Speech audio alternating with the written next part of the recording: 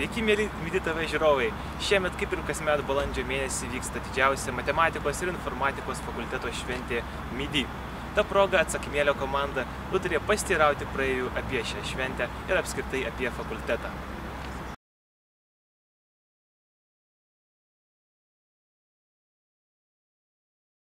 Apie kokius 4-5 tūkstančius tai tikrai jam priklauso į mėnesį. Šiuo atveju jie yra pakankamai neįvertinti, aš manau.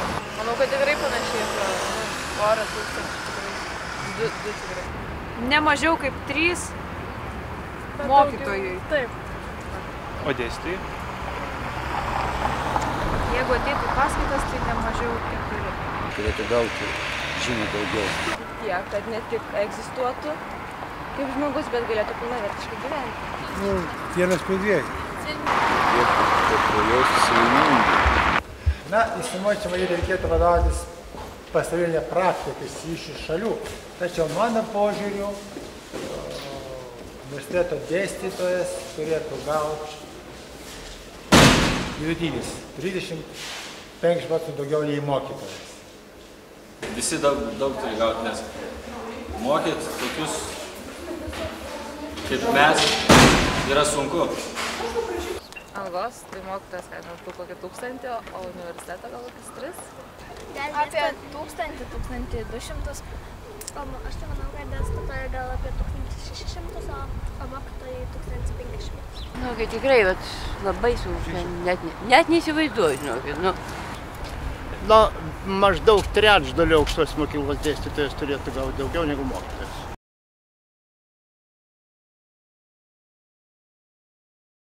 Anais laikais taip tai, nei alūčio ten, kavutė kokia, arbatytė, nu gal vynas. Dėstytojas paklausė, kas turi vairuotojo pažymėjimą.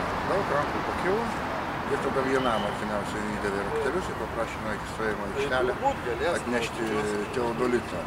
Vytauto didžiojo universitete Kaune yra labai puikus dėstytojas Liudas Mažylis.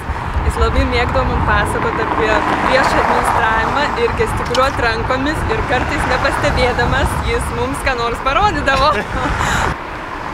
Per praktiką mokai prisimėti? Jo, tai turbūt. Midi 2000... paskutiniai gal. Super. 3 metų Midi.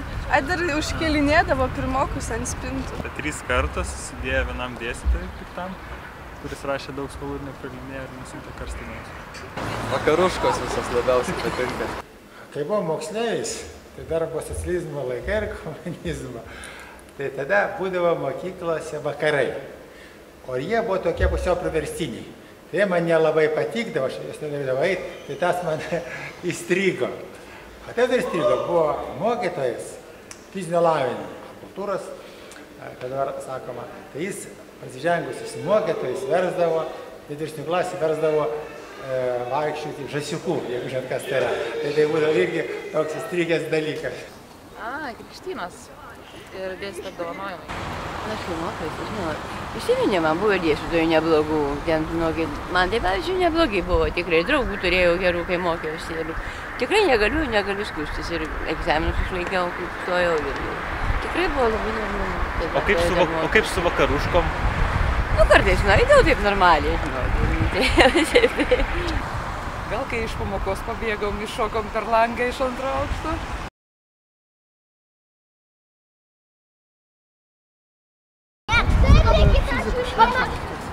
Turėjau ten dainuoti. Tikiuosi pasimatyti Midi. Labai grėsmingas juodas lankstinukas. Kažkas su meškiuku susė, žinau. Na, man asocijuojasi pirmiausia Midi, tai studentų šventė. Su to studentiškų džiaugsmų ir laukimų to šventės. Midi man pirmiausia yra visumoje tai visgi rock opera kaip pagrindinis renginys ir visi lydintys papildomi renginiai. Midi yra matematikų ir informatikų dienos. Savaitė, kai studentai organizuoja renginius, vieni organizuoja, kiti dalyvauja, po to visi dalyvauja, po to visi daug po visų renginių ir po grandiozinius MIFO rock operos prisiragauja keistos arbatos. Jeigu iš prancūzų kalbos išvertus, Midi yra vidurnaktis. Midi, čia yra Vidutinis. Midi.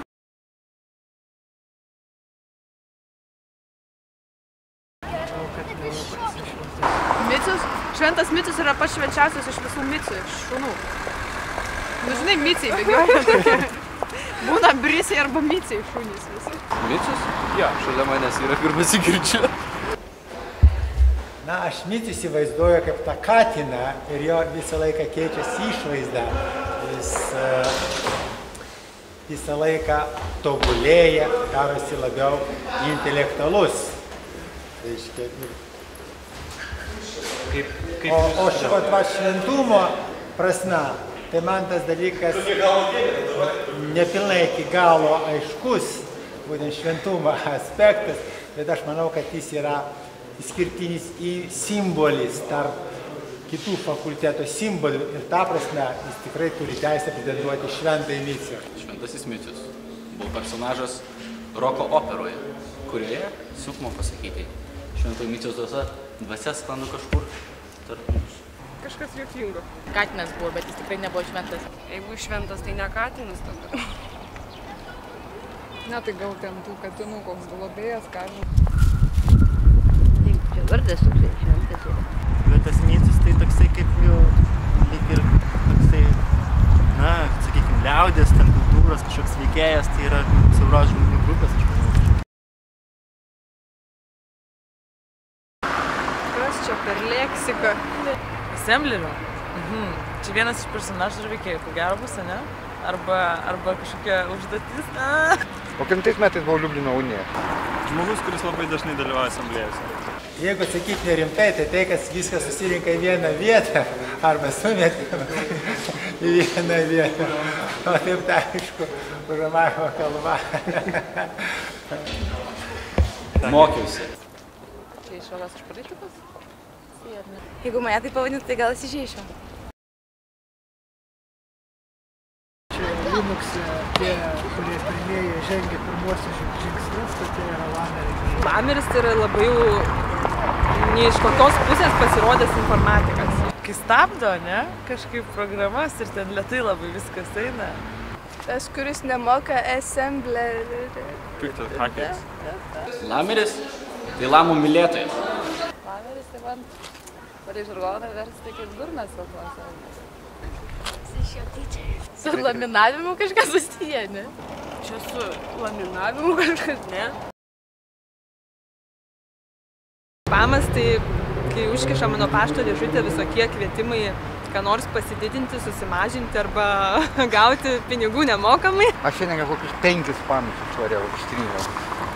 Bet tokie bjaurūs homoseksualinio pobūdžio reikia. O enlarge džiopinis irgi kilnų gali. Paštas kažkoks reklaminis. Žinai, grandiniai laiškai tenais penį prašo patyrinti. Man teko su juo susipažinti. Asmeniškai. Aš pas jį laikiau vieną egzaminą ir dar vieną ruošiuosi laikyti. Kas gerą prisiminki, kas blogą išblės. Tai šitą aš prisiminsiu. Na, pirmą aš esu girdėjau apie 3M. Aš manyčiau, kad jie priklauso pirmiausia tų 3M jungčiai. Jo, jungčiai taip. O taip, jeigu tai kalbant, aš pažįstu kaip atsidavusius fakultetui žmonės, kurie stengiasi savo metodiką maksimaliai realizuoti save kaip dėstytojai ir kartu prisidėti prie mūsų studentų parengimo. Ir kiek jūs laiko su jais dirbate, jeigu nepaslaptis? Kai aš įstojau į pirmą kursą, Misevičius mano požiūriu buvo dėstytojas, o Mitašiūnas buvo mano studentas. Aš dar jį savo laiku siunčiau tęsti studijas Maskvos universitete.